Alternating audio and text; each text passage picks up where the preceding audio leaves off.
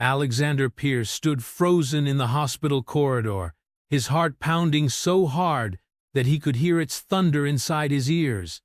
Time seemed to stretch and distort. The doctor's lips moved, but the words refused to make sense. The neon lights flickered above, their constant buzz droning into his mind as he clung to one impossible hope. Everything around him felt like it was trembling. A nurse walked by with hurried steps, and another pushed a gurney down the hall. The smell of disinfectant swirled around Alexander like a suffocating cloud. His palms were clammy, and every muscle in his body ached from tension. He had been confident. He had arrived at the hospital that evening expecting to hold his child for the first time.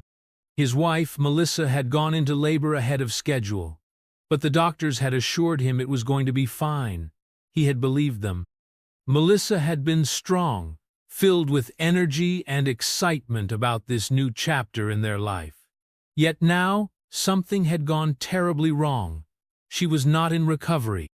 Their child was not being wheeled out in a cozy blanket. The doctor looked at Alexander with compassion in his eyes, and time stilled for a second. Then he uttered words that punched through Alexander like a hammer.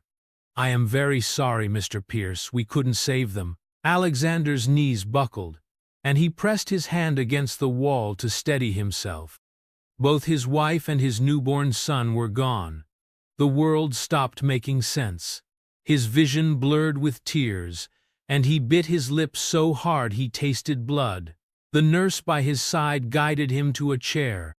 She was speaking in soft, comforting tones, but all he could hear was the echo of finality. His wife Melissa was dead, and so was the child he had never even held. Everything he once considered important, this international business deals, his massive properties, and his prestigious reputation crumbled in value that very second. None of it mattered if he had no one to share life with. Alexander, a billionaire who had everything money could buy, had lost the two people who could never be replaced. He shut his eyes, wishing for some cosmic force to reverse time, but the doctor's solemn expression reminded him there was no turning back. He heard people crying, footsteps echoing on the polished floor, and the beep of distant machines. Yet, none of it reached him. He was trapped in a black hole of grief. Hey everyone! Thank you so much for all your love and support. It truly means a lot that you take the time to watch my content. Please remember to subscribe if you haven't already, and don't forget to like and comment. I want to hear from you. Alexander's mind spiraled backward to the moment he had first proposed to Melissa. That bright day when she said yes, her laughter dancing in the summer breeze. He recalled their wedding under a canopy of white roses. Her warm smile had lit up the entire ceremony. Then, the exciting news of her pregnancy, the gentle swell of her belly, the countless bedtime stories they had read to the unborn baby, everything was now wrapped in silence. He crumbled in the chair, shoulders shaking from the force of his sobs. He felt so alone that night, more alone than he had ever felt in his life. He could not stop imagining Melissa's face in her final moment, nor could he stop picturing the baby's tiny fingers that he would never touch. He sat there in that chair for what seemed like hours. Doctors and nurses passed him, giving him sympathetic looks. Finally, someone in scrubs quietly led him to a private room and handed him a small envelope with his wife's wedding ring and the hospital tag that bore the name of his son. Alexander stared at those items. The ring still felt warm, as if Melissa had just been wearing it. He slowly slid it onto his own finger, ignoring the fact that it fit only halfway. He lowered his eyes to the floor, wishing to vanish. He felt like a man whose soul had been yanked from his body. He was hollow now, as though nothing inside him was alive. He didn't want to speak. He didn't want to move. He just wanted to sink into that chair and wake up from this nightmare. Yet the nightmare was real. No words could reshape the situation. No money could buy back the precious lives he had lost. His grief wrapped around him like a heavy blanket, pulling him deeper into numbness. That moment was the darkest of his life. The billionaire had lost the two most cherished people he would ever know. It was only a month ago when Alexander had taken Melissa on a short trip to the countryside for some peace. Work had been hectic, but he finally cleared his schedule because Melissa had asked him for a romantic escape before the baby arrived. They had strolled through meadows, dotted with wildflowers, and shared laughter. Alexander remembered the way her eyes sparkled when she looked at him, so full of trust and joy. They talked about the future, imagining how they would raise their child with love and care. He held her hand, believing they had all the time in the world. At that time, Alexander's business empire was thriving. Phone calls poured in around the clock. He had ongoing contracts to sign and crucial meetings to attend. But for once, he had chosen to focus on Melissa. She used to joke that he was married to his phone, and he always teased her back that his heart belonged only to her. Little did he know that in a few short weeks, she would no longer be by his side. The very next day after the trip, he had flown off for a business meeting in another city, leaving Melissa in the care of her mother. He had promised to be back soon, but life had other plans. Melissa's pregnancy was not supposed to be complicated. She was young, healthy, and strong. Yet, the unexpected happened, and preterm labor struck with a force that nobody saw coming. By the time she reached the hospital, the doctors discovered severe complications. Alexander, stuck in a meeting he had considered vital to his business, didn't realize the gravity until it was too late. He rushed back, but it took hours. His private jet landed him close to midnight. Looking back, he found himself drowning in what-ifs. These thoughts haunted him like shadows. He knew rationally that he couldn't have changed certain events, but his heart refused to let go of the guilt. He imagined Melissa frightened and alone. He pictured her calling his name during those last moments. His father, an old businessman with silver hair and a rough voice, tried to tell him that no one could predict such a tragedy. But Alexander couldn't accept comfort. He isolated himself, refusing calls and shutting himself in his penthouse for days on end. The once lively place felt like a mausoleum. The curtains were drawn. The silence roared.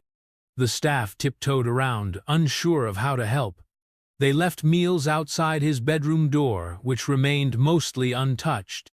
He stared at the ceiling at night, feeling cold sheets beside him where Melissa once lay.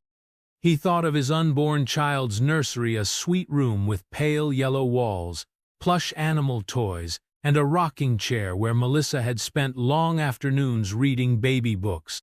Now, that room stood vacant, every inch of it reminding him of a future that would never happen. The newspapers printed stories of the tragedy, always with a sensational twist. Billionaire business tycoon mourns loss of wife and unborn heir. Some even speculated about lawsuits or medical errors. Others tried to paint a romantic tragedy of epic proportions, with bold headlines and dramatic pictures.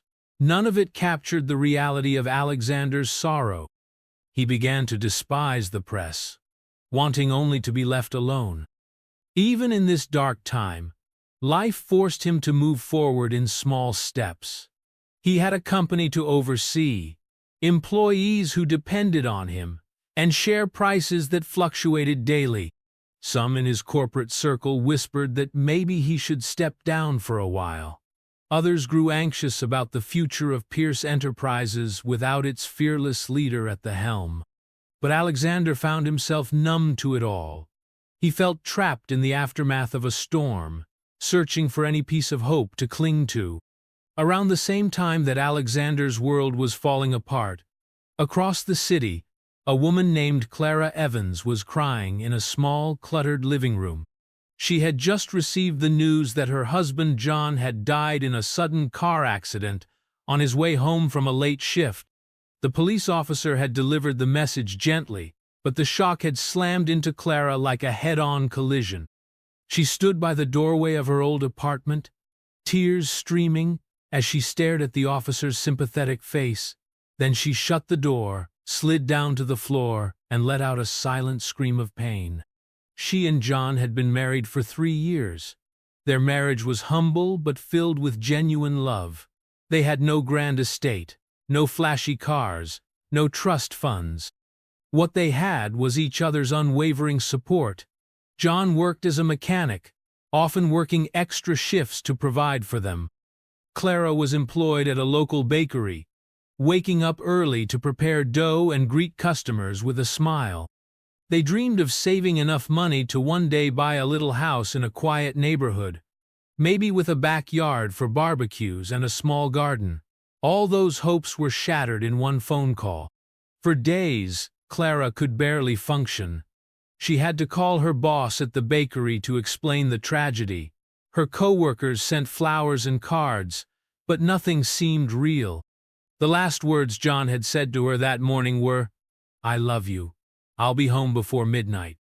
Clara felt deserted, as if part of her soul had been stripped away and lost. She cried so much that her eyes were red and swollen. She stared at the empty side of the bed, still unmade, and she buried her face in the pillow that smelled faintly of John. Then came the funeral. It was small, with just a handful of people, mostly relatives and close friends. Clara stood by John's casket, tears dropping onto her black dress. She kept waiting for him to walk through the door, to say, "Hey guys, there's been some big mistake." But reality never twisted that way. She was alone, or so she thought. Just a week later, Clara began to feel strange. She noticed she was extra tired and had bouts of nausea in the morning. At first, she dismissed it as grief, but an instinct nagged at her. She bought a pregnancy test from the local drugstore, and in that cramped bathroom, she saw 2 pink lines appear. Her hands trembled. She sank to the floor, tears of confusion streaming down her cheeks. She was pregnant with John's child, and he was gone. Her mind swirled with conflicting emotions. There was a spark of joy at the idea of carrying John's baby, a small piece of him still alive within her. But the shadow of reality loomed large. She had lost her husband, and she had almost no savings. She lived in a modest apartment with basic furniture. How would she raise a child alone? The fear and uncertainty weighed her down. Despite everything, Clara decided she would carry on. She had to, for the baby's sake. She tried to focus on the new life growing inside her, telling herself that this was her purpose now. She felt John's presence in every corner of their home. She whispered to the baby each morning, hoping somehow John could hear her. She also began working extra hours, though her boss worried about her pushing herself too hard. She was determined to save whatever she could and move forward. 3 months crawled by. Alexander Pierce was back in his office at Pierce Enterprises, though he operated more like a silent figurehead than the confident leader he once was. On the outside, he still wore expensive suits and carried himself with an air of stoicism, but inside, he felt hollow. Some days, he locked his office door, canceled meetings, and stared out the window at the city skyline. His father, Charles Pierce, had stepped in to handle many of the day-to-day affairs. Charles worried about his son but understood that grief was a winding road. Still, the business had obligations, and there were critical tasks Alexander had to sign off on. That was how Alexander ended up crossing paths with Clara Evans.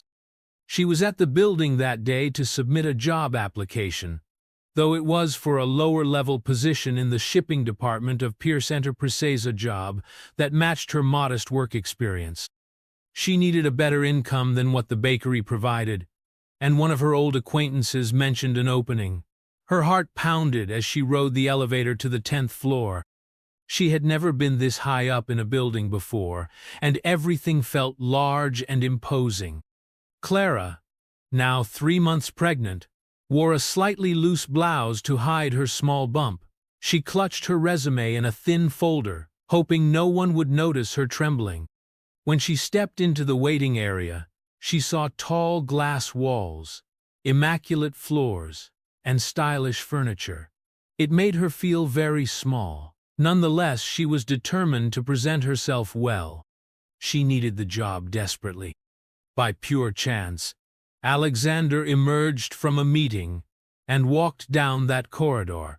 He glanced at Clara, noticing her anxious posture. She looked out of place, as if she were in a world far beyond her comfort zone. He paused, a flicker of empathy crossing his face. In his old life, he might have walked past without a second thought, busy, preoccupied, or simply unconcerned. But grief had changed him. He found himself attuned to other people's pain. He approached her, or rather, he slowed down to meet her gaze. She stood up, startled. She wasn't sure who this tall, solemn man was, but his presence felt overwhelming. "Are you here for an interview?" he asked quietly. Clara nodded, forcing a polite smile. "Yes, I'm applying for a position in shipping." He nodded in return. "I see. Good luck." His voice had a somber gentleness. He turned and walked away, leaving Clara wondering who he was. Shortly after, Clara had her interview.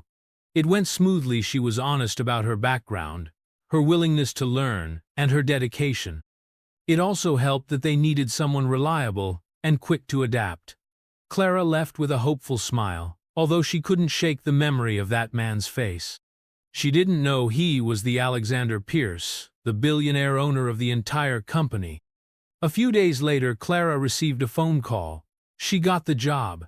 She was thrilled, and for the first time since John's death, a small spark of optimism lit up her life. She spent a week preparing, buying suitable outfits, brushing up on computer basics, and trying to look and act professional. The morning of her first day, she felt butterflies in her stomach. She arrived early, introduced herself to the shipping department staff, and got started with her tasks. Her co-workers found her sweet and helpful. She quickly learned how to file paperwork, track shipments, and manage the department's inbox. Everything seemed to be going well. By the end of her shift, she was tired but proud of herself. As she stepped into the elevator to leave, the doors opened on a top floor by mistake. Someone must have pressed the wrong button earlier. The large glass hallway was quiet. In that single moment, she saw Alexander Pierce standing by a large window, staring at the city lights. Something passed between them in that instant, a shared sadness, though neither knew why. Clara awkwardly pressed the button for the ground floor, and the doors slid shut, leaving her alone with questions swirling in her mind. Over the next few weeks, Clara settled into her role. She did her best to maintain a positive attitude and prove herself, yet each day brought new challenges. The work was more demanding than she had expected, and she was still dealing with waves of grief. Sometimes, her emotions overwhelmed her, and she had to rush to the restroom to cry in private. Other times, she found solace in focusing on tasks, letting the routine numb her pain. Through it all, she never forgot the life inside her. She felt her baby's gentle flutters each evening, a reminder that she wasn't truly alone. One afternoon, while Clara was carrying a stack of documents, she nearly bumped into Alexander in the hallway. He was accompanied by a few board members who seemed to be in a serious conversation. Clara apologized quickly. Stepping aside, Alexander paused, told the board members to continue without him. She noticed his eyes were distant, but his concern seemed genuine. "I'm fine," she managed. "Just a little busy." He nodded. "Working in shipping?" She blinked in surprise that he even remembered. "Yes, it's my first month."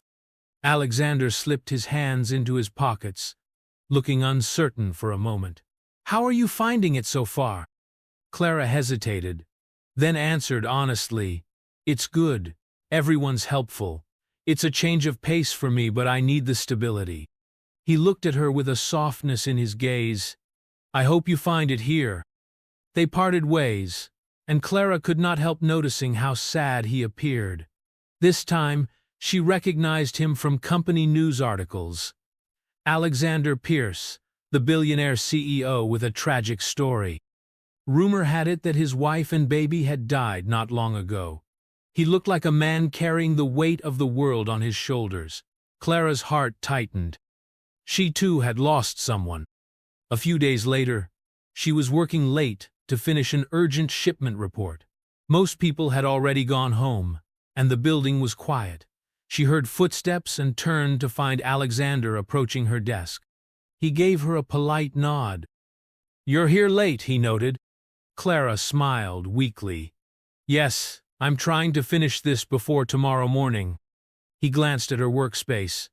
"Need any help?" She was taken aback. Why would someone like him offer help with something so basic?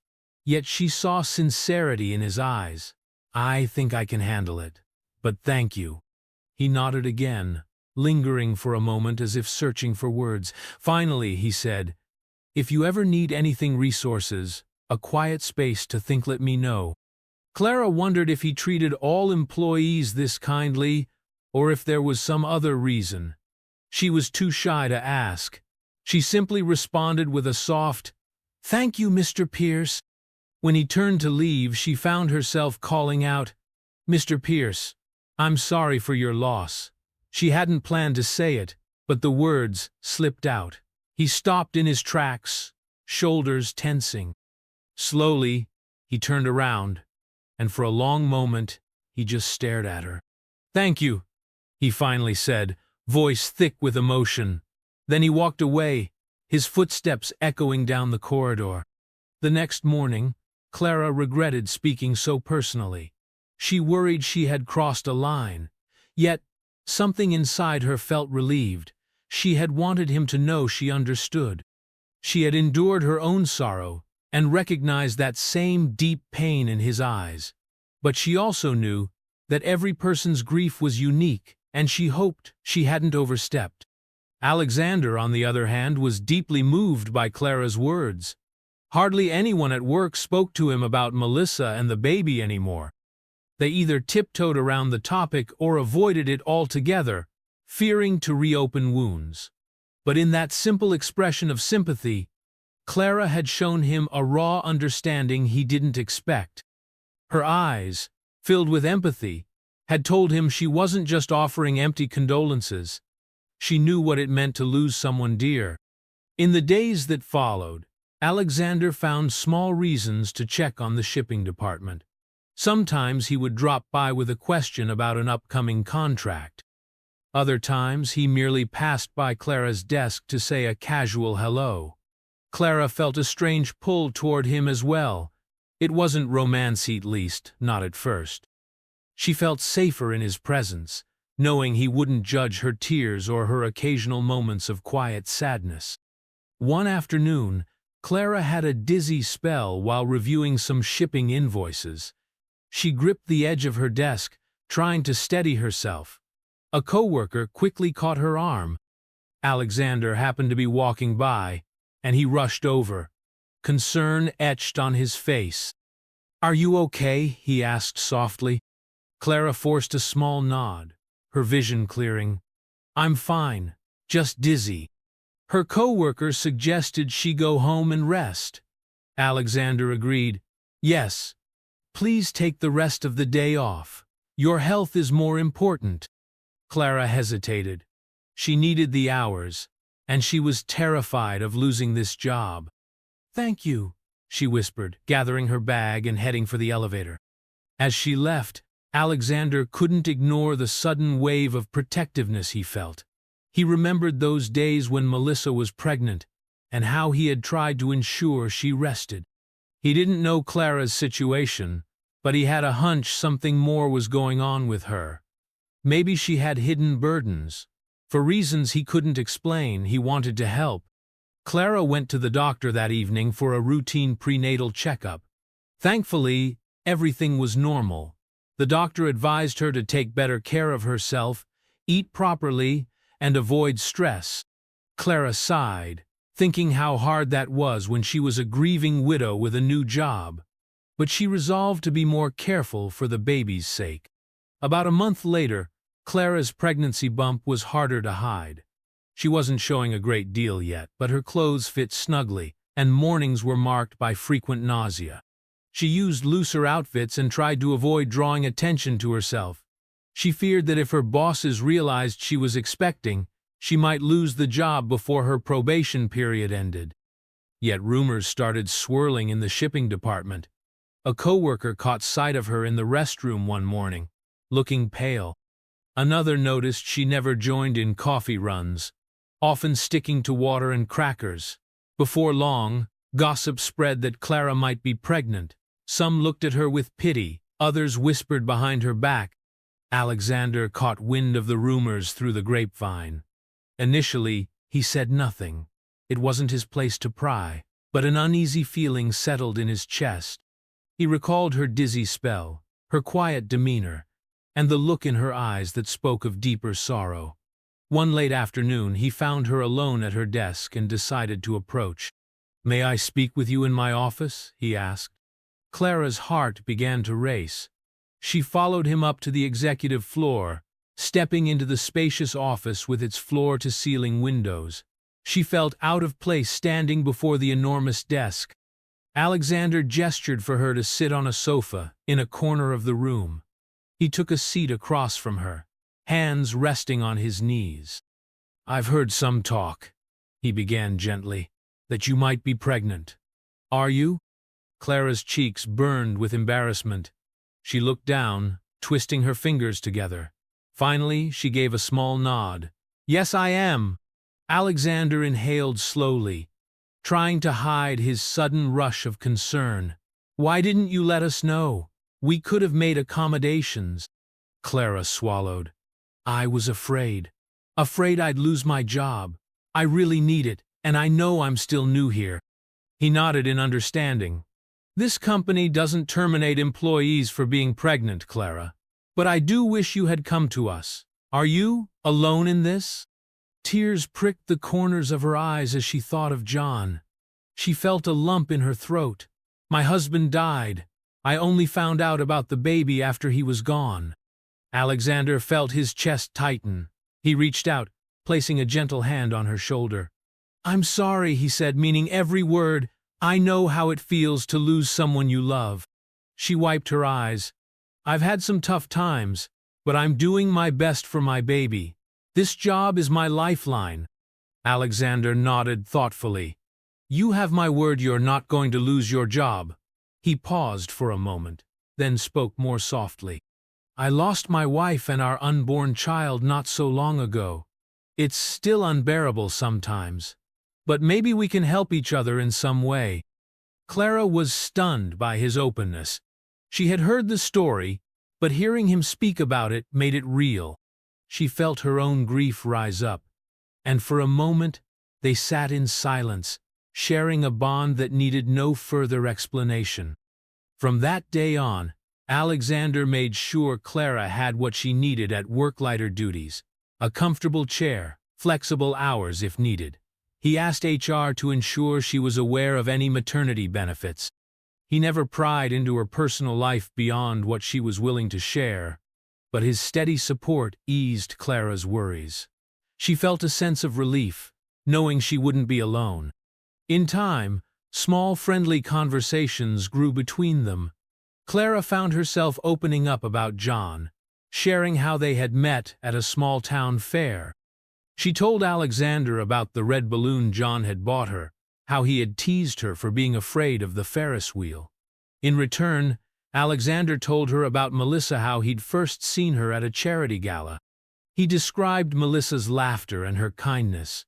Their stories were told with tears, but also with a sense of warmth, as if speaking them out loud brought each lost spouse back to life for a few moments. One evening, Clara was working late again. But this time Alexander insisted on driving her home. She refused at first, not wanting to burden him. During the ride, she felt self-conscious sitting in his sleek black sedan. He drove quietly, but after a while he asked, "How far along are you now?" "About 5 months," Clara answered. I've been reading all these books about pregnancy. It's a little scary, but I want to be ready." Alexander nodded. "You'll do fine. You seem very strong." She gave a weak laugh. "Sometimes I feel like I'm about to break. This baby is all I have left of John." He glanced at her with understanding. "I lost my child before I could meet him," he said, voice trembling slightly.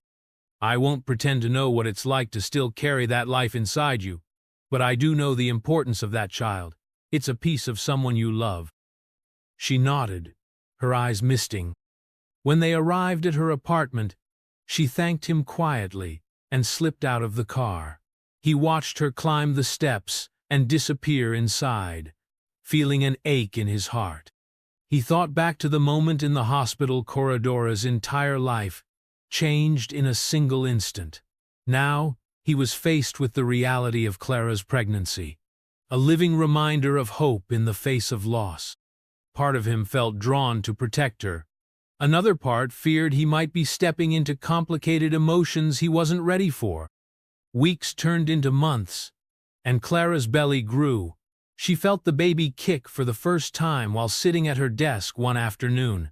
The sensation was both astonishing and comforting. She placed a hand on her stomach, smiling to herself. It reminded her that life could still move forward. Around that time, her coworkers began to shower her with small acts of kindness. Someone brought her a footrest. Another gave her some tips on healthy snacks. Their goodwill made the shipping floor a little more cheerful. Alexander continued to offer quiet support. He never pushed her to talk about her grief, but he made sure she knew his door was always open. Sometimes, she found herself stopping by his office with a question, only to linger, sipping the tea he offered, chatting about everything and nothing. These talks became a balm for both of them. Alexander found a sliver of peace in these gentle, shared moments. They weren't about business deals or corporate strategies. They were about two hearts trying to heal. One day, Clara mentioned needing a safe car seat and a crib. She had been searching online but found them expensive. She was trying to manage her finances carefully.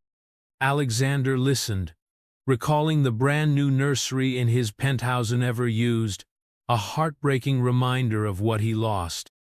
Without warning her, Alexander arranged for a delivery, had a crib, a set of baby clothes, and essential items sent to her apartment. When Clara discovered the packages at her doorstep, she was overwhelmed. Each carefully chosen item spelled out care and compassion. She wanted to refuse it, didn't want to feel like a charity case, but she also realized it would greatly help her. She called him with tears in her voice. "I don't know what to say. This is too much," she whispered. He spoke gently. "It's not too much. It's what I can do to help a friend." She paused. "Thank you, Alexander," she said, using his first name for the first time. Summer turned into autumn, and the leaves changed color. Clara's due date approached, and her belly grew rounder. She walked more slowly and started working fewer hours. Alexander insisted she take more breaks. She worried about money, but he reminded her that she had maternity leave benefits and that her job was secure. Still, she found her anxiety rising as the final weeks drew near. She feared going into labor alone. She dreaded coming home to an empty apartment with a newborn she didn't fully know how to care for. Alexander sensed her fear, though she tried to hide it. He offered to pay for a professional caregiver if she needed extra help after the birth. But Clara felt uneasy about accepting so many of his gifts. She was grateful but also proud. She didn't want him to feel sorry for her. Alexander understood her hesitation and tried to be respectful. Still, he couldn't help wanting to make things easier for her. In a small way, he felt like he was honoring Melissa's memory by showing kindness to Clara. As the weeks passed, their conversations deepened. They spoke about faith, hope, and the fragility of life. Clara asked him why he never seemed to date anyone, and he admitted he couldn't bear the thought of being close to another woman since Melissa's death. Clara understood the feeling of being trapped between the past and the present. She thought she might never love again. Yet, life kept moving forward, bringing them closer in the process. One evening, Alexander invited Clara to dinner at a quiet restaurant, more of a friendly gesture than a romantic one. She accepted, seeing it as a chance to unwind and talk outside the sterile walls of the office. They sat near a window, sharing a warm meal while the world bustled outside. Alexander asked her about baby names, and she shyly admitted she had been thinking of naming the child Emily if it was a girl, after John's father. Alexander listened intently, smiling at her stories of John's childhood. He offered his own memories of how he and Melissa had spent hours choosing a name for their unborn son. They had finally decided on Henry, after Melissa's grandfather. The conversation was tinged with sadness, but also with acceptance. By the end of dinner, they shared a comforting silence. Each realized how far they had come from the darkest days of their grief. As Clara's due date loomed closer, her co-workers threw a small baby shower at the office. They decorated a corner of the shipping department with pastel balloons and a banner that read, "Welcome, baby." Clara was touched to receive small gifts: diapers, blankets, baby bottles.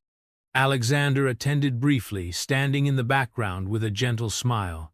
She caught his eye and gave him a grateful nod. That night, Clara found herself crying in her apartment. She thought of John, wishing he could have been there, imagining how he would have teased her about all the cute baby items. She felt guilty for moving forward, even though she knew life demanded it. She thought of Alexander and the complicated feelings that were growing inside her. She valued his friendship, but was she starting to feel something more? The question both scared and comforted her. Alexander, meanwhile, wrestled with his own emotions. He caught himself thinking about Clara at odd times, wondering if she was resting well, if she had enough to eat, if she felt lonely. He tried to maintain a boundary in his mind, reminding himself that she was still grieving and pregnant with her late husband's child. But he also couldn't ignore that she filled a void in his life. Her presence, gentle and warm, soothed his broken heart. He hadn't planned on feeling close to anyone, yet here he was, checking his phone late at night in case she needed something. 3 weeks before Clara's due date, the company threw a charity gala, an annual event that Melissa had helped organize when she was alive. Alexander debated canceling it, too haunted by memories. But the philanthropic commitments were large, and the event had already been scheduled. He decided to attend to honor Melissa. Clara was invited as a staff member, though she felt shy attending such a grand function. She worried about her big belly and her modest dress, but with some encouragement, she decided to go. On the night of the charity gala, Clara arrived feeling a mixture of excitement and insecurity. She wore a simple, flowing navy blue gown that allowed room for her baby bump. She had pinned her hair up, and though she wore minimal makeup, she looked elegant. As she entered the grand ballroom, she felt overwhelmed by the sparkling chandeliers, the clinking of champagne glasses, and the sight of wealthy donors dressed in designer outfits. It was a world far from her own. Alexander spotted her from across the room. He was dressed in a classic black tuxedo, looking every bit the powerful CEO. Yet, behind his composed exterior, he felt a wave of emotion. This gala was a vivid reminder of Melissa, who once stood beside him, charming guests with her bright smile.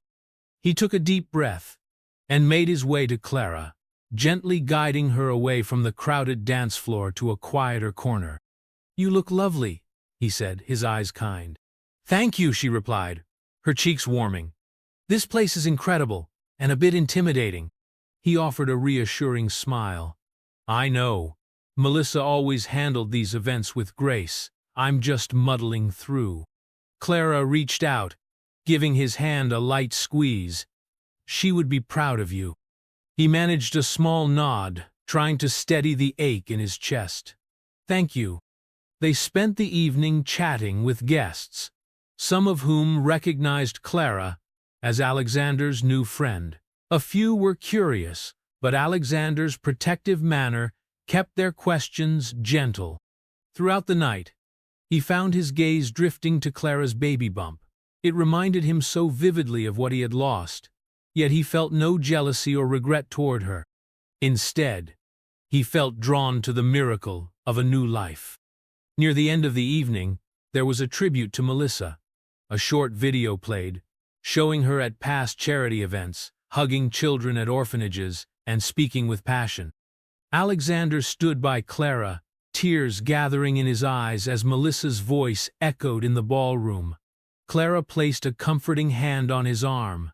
A wave of shared grief and comfort passed between them. The guests gave a standing ovation. For Alexander, it was a moment of both heartbreak and solace, a reminder of how beautiful Melissa had been and how her light still lingered in the things she cared about. As the gala ended and guests began leaving, the sky unleashed a sudden downpour.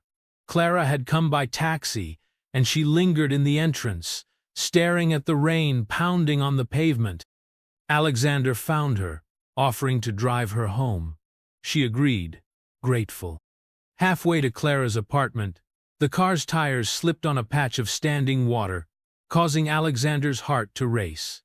He steadied the vehicle, but the scare left them both a bit shaken. "I'm sorry," he murmured, gripping the wheel tightly.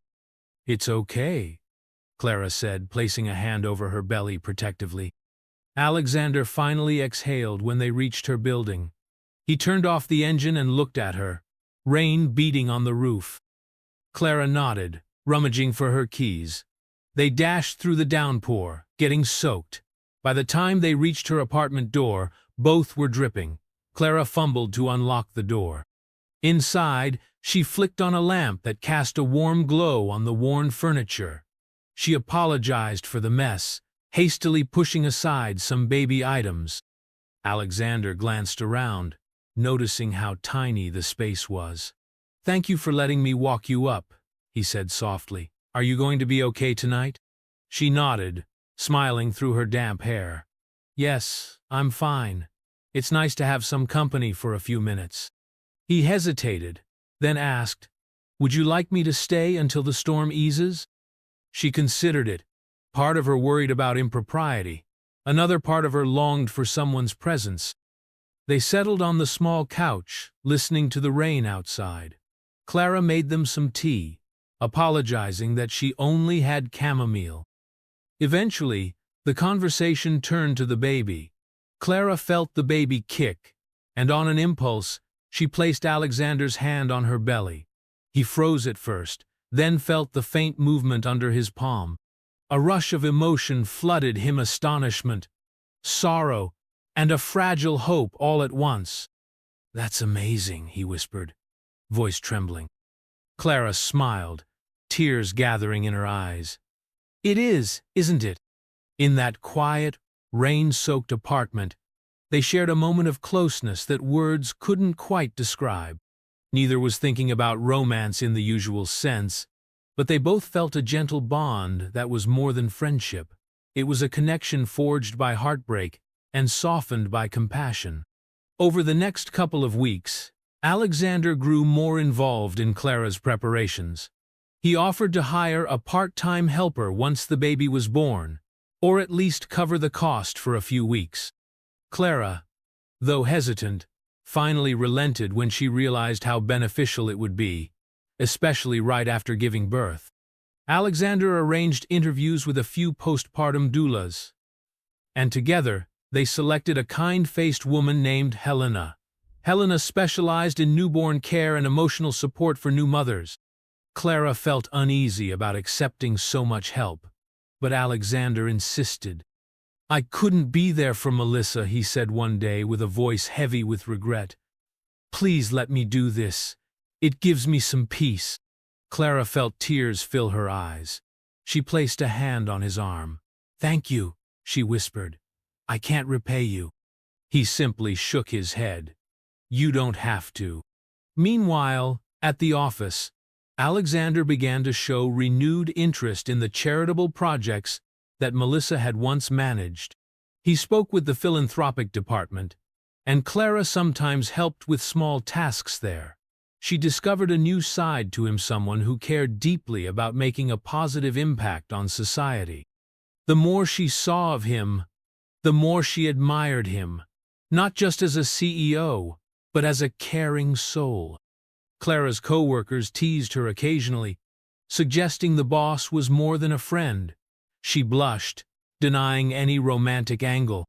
Yet she couldn't dismiss the warmth that blossomed in her heart whenever Alexander was around.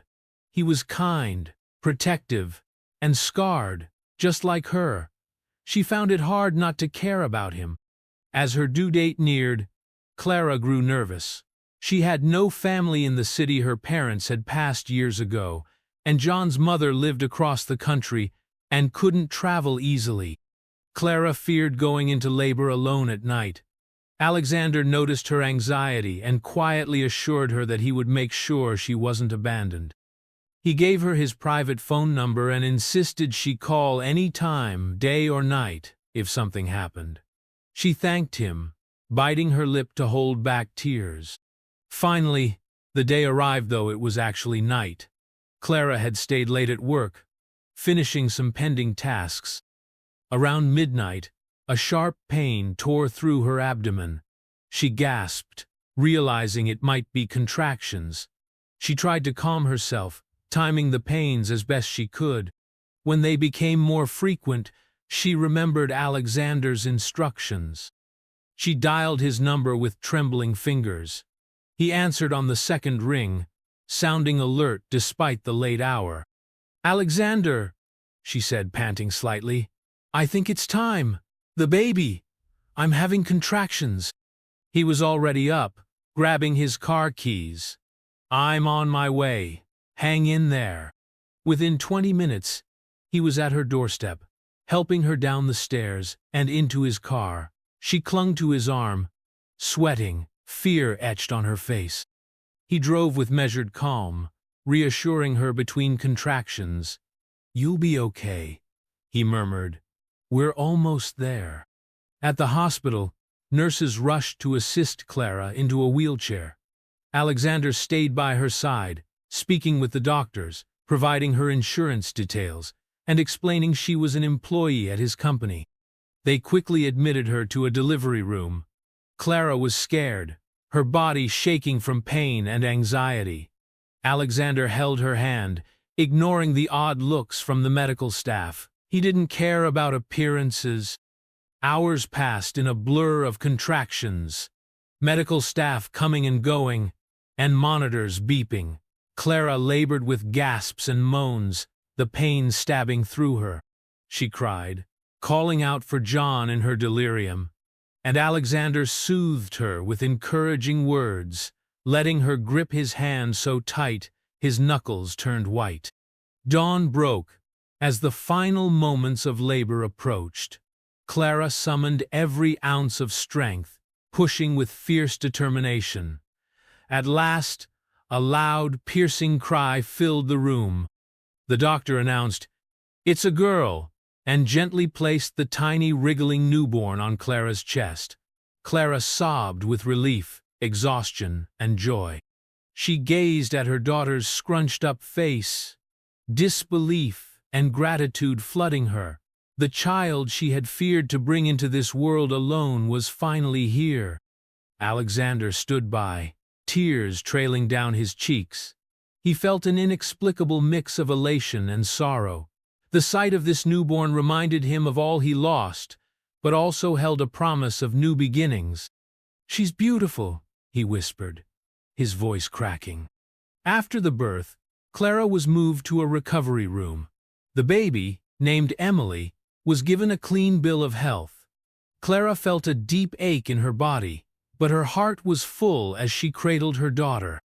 She was also amazed and grateful to see Alexander still there, looking just as tired and relieved as she was. He had stayed throughout the entire ordeal, never leaving her side. When a nurse came in, She assumed Alexander was the father. Clara started to correct her, but Alexander gently rested a hand on her arm, giving a small shake of his head. "It's okay," he told the nurse. Clara saw no judgment in his eyes, only warmth.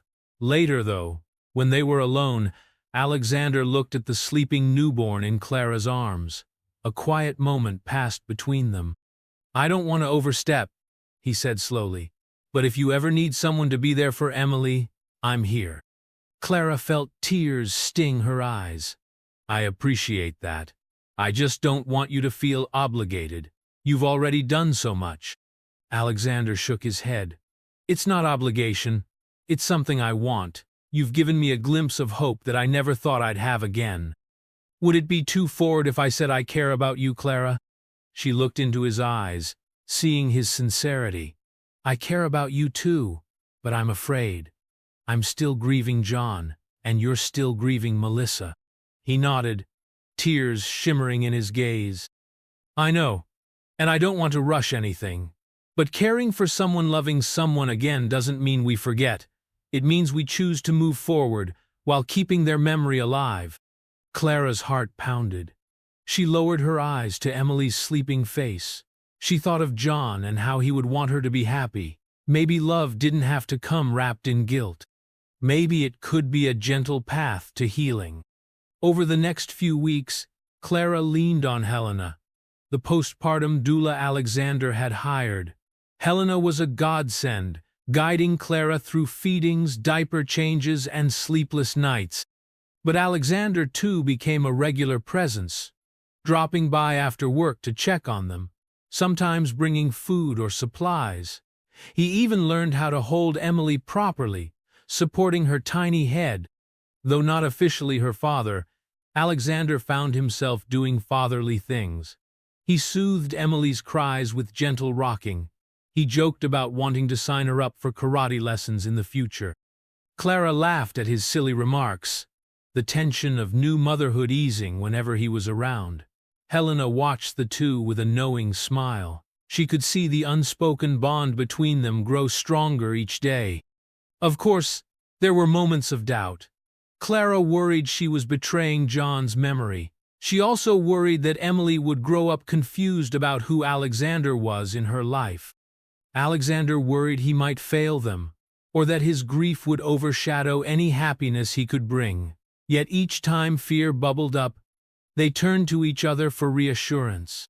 Day by day, trust took root, watered by empathy and shared care for Emily. One afternoon, Alexander invited Clara and Emily to his penthouse. She had never been there, and she was nervous. The elevator opened into a luxurious living space with a sweeping view of the city. The decor was tasteful, yet there was a lingering emptiness, as though the place had been neglected. A nursery lay untouched behind closed doors, holding items Melissa had lovingly picked out. When Clara stepped into that nursery, she felt the weight of tragedy hovering in the air. A crib stood in one corner, still made up with soft blue bedding. A mobile of little stars hung above, motionless. The walls were painted in a serene shade of light blue. Clara gently touched one of the stuffed animals, imagining how different this room would have been if Melissa and the baby had survived. Alexander stood behind her, silent. She turned, her eyes brimming with empathy. "Are you sure you want to keep this room as it is?" she asked softly. He looked around, face etched with sorrow. "I couldn't bring myself to pack it up. It felt like I'd be erasing them." Clara placed a hand over his. "I understand. But sometimes change can help us move forward. We can keep their memory without living in a place that hurts us every day." Alexander swallowed hard. "Would you help me? Maybe we could repurpose this room?" "Not right away." She gave a gentle nod. "Whenever you're ready." They left the nursery and sat together in the living room, with Emily sleeping in a portable bassinet. The conversation turned to simpler things. Sure, progress at work. Emily's next doctor appointment, the new philanthropic project for single mothers that Alexander was planning.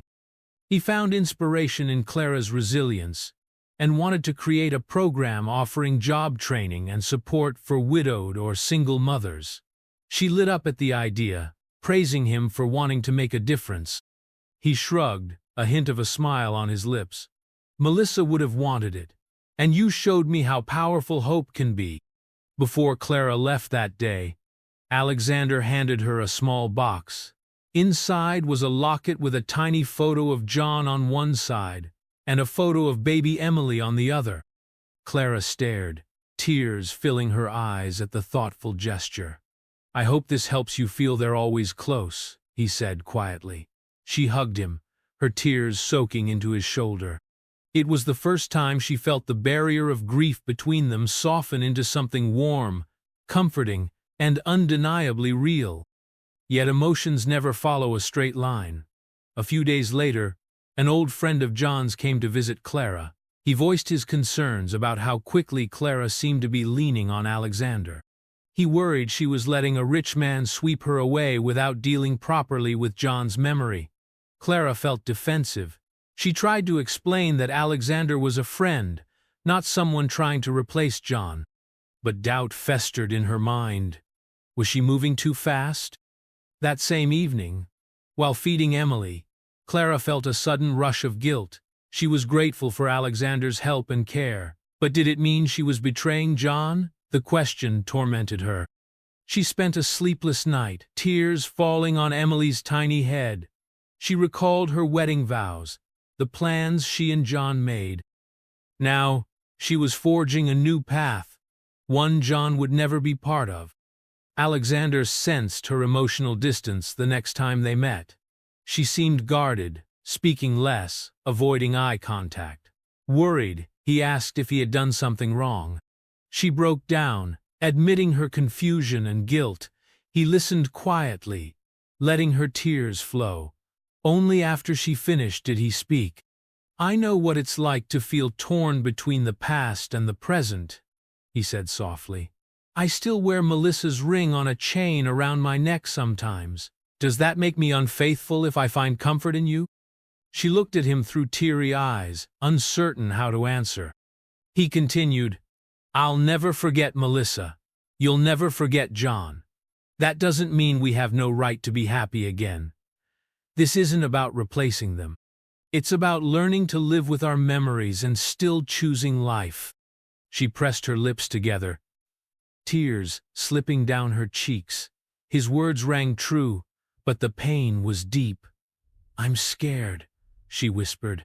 "I'm scared too," he admitted. They held each other close, feeling the weight of their fears. Emily stirred, letting out a small cry. Clara picked her up, rocking her gently. Alexander watched them, heart brimming with tenderness. In the silence of that moment, he understood that forging a new life after loss required courage to face guilt, fear, and the judgments of others. The next few weeks tested Clara's resolve. She found herself juggling the demands of single motherhood, returning part-time to her job, and managing her grief. She and Alexander continued to grow closer, but they took it slowly. The rumor mill at work buzzed with speculation that the boss had a special relationship with Clara. Some people were supportive, others jealous. Clara tried to ignore the gossip, focusing on her job and her child. Alexander, on the other hand, faced pressure from his board members and certain investors who were uneasy about his personal life blending with corporate affairs. They whispered that he was distracted, that his involvement with an employee could cause a scandal. Alexander brushed them off, making it clear that his personal life was not for public debate. Still, the tension built. One day, a sensational tabloid published a piece implying Clara was a gold digger who snagged the billionaire while pregnant with another man's child. The hateful headline made Clara cry. She feared Alexander's reputation would be tarnished, that people would think she was exploiting him. But Alexander, upon seeing the article, immediately had his legal team issue a statement threatening to sue for defamation if they continued printing lies. He reassured Clara with a calm firmness, telling her not to worry about rumors. Deeply touched by his unwavering support, Clara realized how much he valued her. She also realized that love didn't have to be perfect or easy. It only needed to be real and honest. That evening, she showed up at Alexander's penthouse, unannounced.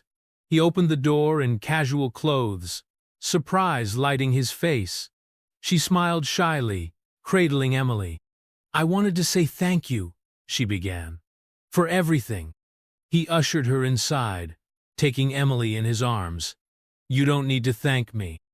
She exhaled, heart pounding. "I do, because no one's ever stood up for me like that. Not since John died." He gazed at her, Emily cooing in his arms. "I'd do it 1,000 times over." Clara took a small step forward. "Alexander, I can't lie to myself anymore. I have feelings for you. I don't know exactly where this will go, but I can't pretend I don't care." His eyes glistened. He carefully passed Emily back to her, and then gently cupped Clara's cheek. "I love you," he said, his voice trembling. "I thought I could never say that to anyone else, but I do love you." Clara felt a surge of warmth and fear at the same time. She pressed her forehead against his, tears slipping between them. Emily babbled in her small voice, as if giving her approval. It was a moment that signaled the start of something new, though neither of them was entirely sure what challenges might follow. As Alexander and Clara navigated their new relationship, a twist of fate emerged. A lawsuit was filed against the hospital where Melissa had passed away. Alexander's father, Charles, had initiated it on his son's behalf, claiming medical negligence. He believed the hospital had not provided adequate care.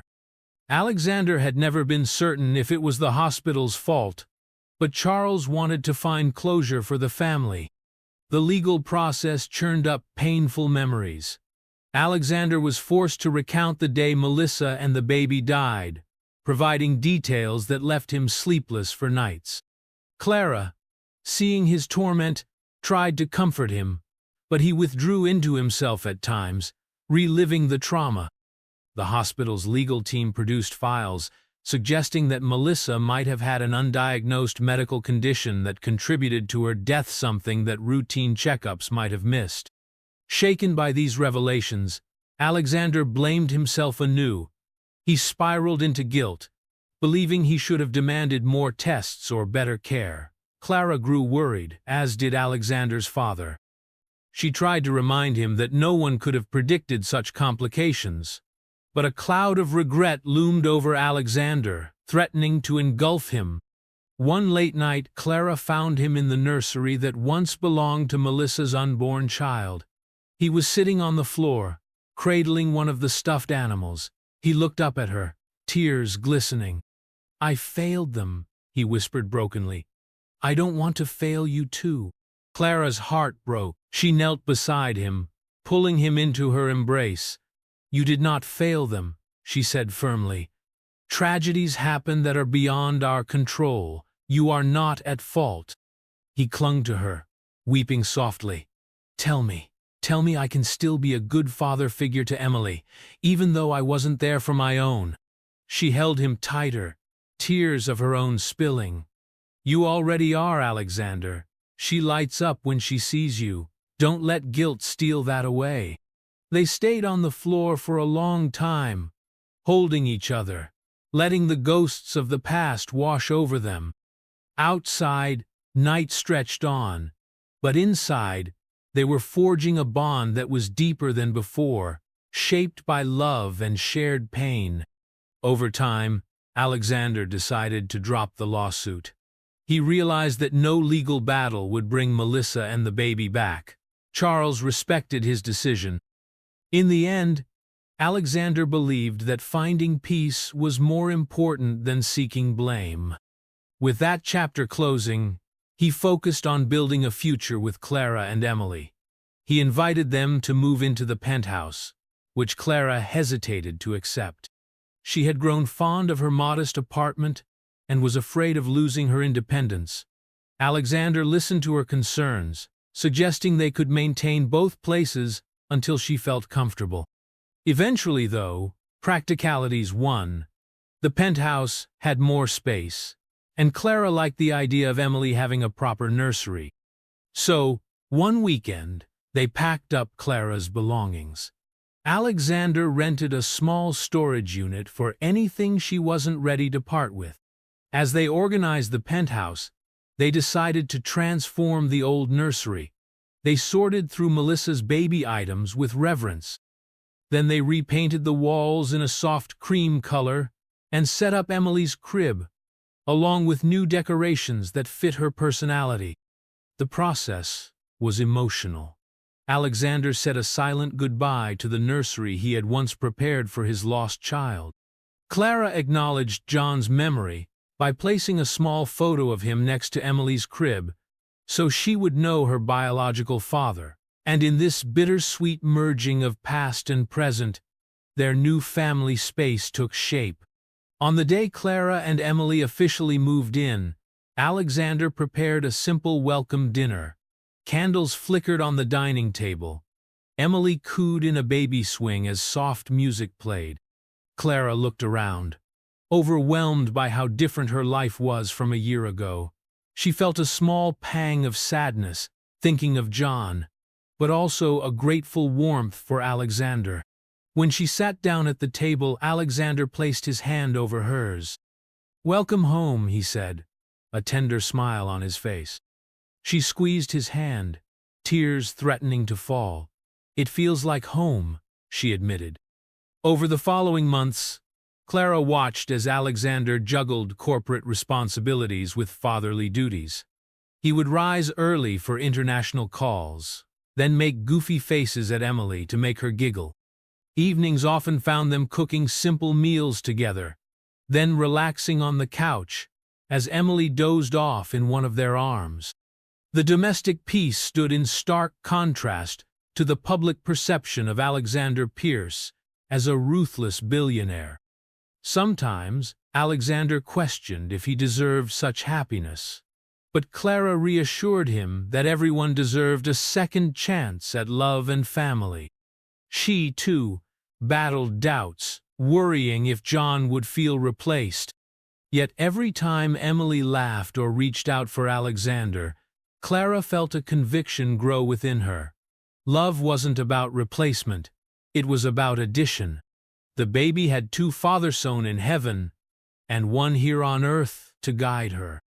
The outside world continued to buzz with gossip. Tabloids found the story irresistible. Some painted a picture of a fairy tale, but Alexander's publicist worked hard to protect Clara's privacy. The focus gradually shifted back to Alexander's philanthropic efforts. A highlight was the new Hope for Mothers Initiativia program, providing job training, daycare services, and financial help for single, widowed, or vulnerable mothers. One afternoon, as they stood at a ribbon-cutting ceremony for the new facility, cameras flashed, capturing Alexander and Clara together. Emily was in Clara's arms, wide-eyed at all the commotion.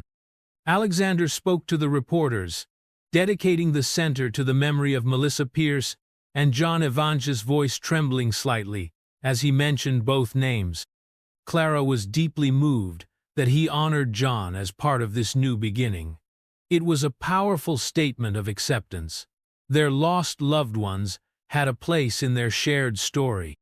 Just when life seemed to settle into a hopeful rhythm, a sudden crisis struck. Clara collapsed one morning while feeding Emily. She grew dizzy, lost her balance, and blacked out. By the time Alexander reached her, she was unconscious on the kitchen floor. He panicked, dialing emergency services, his heart hammering in terror. At the hospital, doctors ran a flurry of tests. Alexander paced the hallway, memory flashing to the night he lost Melissa. The sense of déjà vu was unbearable. He prayed silently, tears burning at the corners of his eyes. Emily, now nearly 8 months old, was cared for by Helena in the waiting room. She whimpered, sensing the tension. After hours of uncertainty, a doctor emerged, explaining that Clara had severe anemia and exhaustion. She was also dealing with an underlying infection that had gone unnoticed. The doctor assured him that while her condition was serious, it was treatable with proper care and medication. Alexander breathed a shaky sigh of relief. She wasn't in mortal danger, but the fear had shaken him to his core. He sat by Clara's bedside, holding her hand as she slowly regained consciousness. Her face was pale, and her eyes fluttered open with confusion. "Alexander?" she mumbled weakly. "I'm here," he said, tears slipping down his cheeks. "You're going to be okay. Please don't scare me like that again." She tried to smile, but tears filled her eyes as well. "I'm sorry." In the days that followed, Clara stayed in the hospital while doctors stabilized her condition. Alexander barely left her side, taking care of Emily in between visits. He brought Clara her favorite meals, read to her, and held her hand through each IV drip. The memory of losing Melissa weighed heavily on him. He was determined not to lose Clara too. Clara spent a week in the hospital recovering. During that time, Alexander's love and dedication shone through in every act of care. He pampered her with softness she had never known, proving that he wanted a future with her. By the time she was discharged, she felt stronger both physically and emotionally. One evening, after she had settled back into the penthouse, Alexander asked her to join him on the rooftop terrace. The sun was dipping below the horizon, painting the sky in hues of gold and pink. A soft breeze rustled Clara's hair. She breathed in the fresh air, Emily asleep downstairs with Helena. Alexander took Clara's hands, guiding her to a small table set with candles and flowers. Her heart thumped. She had a feeling this was more than a simple dinner. Alexander gazed into her eyes, his voice trembling with emotion. "Clara," he began, "these past months have shown me a kind of love and family I never thought I'd have again. You've given me a reason to smile and hope. I love you, and I love Emily, as if she were my own." He paused, swallowing. "I know we both have scars, and we'll never forget John or Melissa. They're part of our story, but I want to spend the rest of my life building a new story with you, one that honors the past, but also embraces the future." Then he lowered himself onto one knee, pulling out a small velvet box. Clara clasped her hand to her mouth, tears already forming. "Will you marry me?" he asked, opening the box to reveal a simple yet elegant ring. Clara's breath caught. Her heart pounded as she thought of John, remembered his face, his laughter. But she also saw Alexander, kneeling before her, his eyes filled with genuine love. Slowly, she nodded, tears streaming down her cheeks. "Yes," she whispered, her voice trembling. "Yes, I will." Alexander rose, slipping the ring on her finger. He embraced her. They were two wounded souls, choosing love again despite heartbreak, and it felt right. News of the engagement spread quickly among friends and co-workers. The wedding was planned for a few months later, giving Clara time to fully recover and to prepare. They decided on a modest ceremony in a garden, not wanting to overshadow the sacredness of the moment with too much glamour. Family and friends were invited, including John's mother, who blessed the union with a surprising warmth. "John would want you to be happy," she told Clara, hugging her tight. Clara's tears fell on the older woman's shoulder, gratitude overflowing. When the day arrived, the sun shone brightly, birds singing in the trees.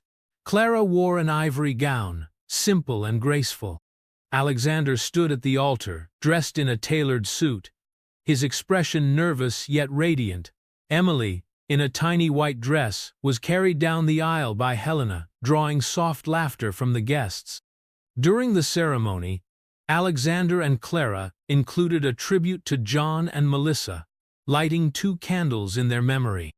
It was a moment of deep reflection, acknowledging the ones who came before, who shaped them and whose loss had brought them to this unlikely path of healing together. Vows were exchanged, not with ornate language, but with simple words from the heart. Alexander promised to protect Clara and Emily, to love and respect them. Clara promised to stand beside him, through storms and sunshine.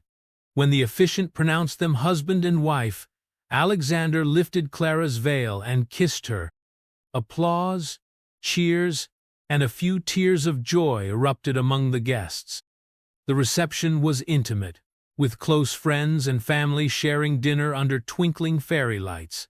Speeches were made, toasts proposed. Charles, Alexander's father, welcomed Clara with warmth. John's mother expressed her gratitude to Alexander for caring for her grandson's child, calling him a blessing she never expected. Clara beamed at Alexander, emotion welling up in her chest.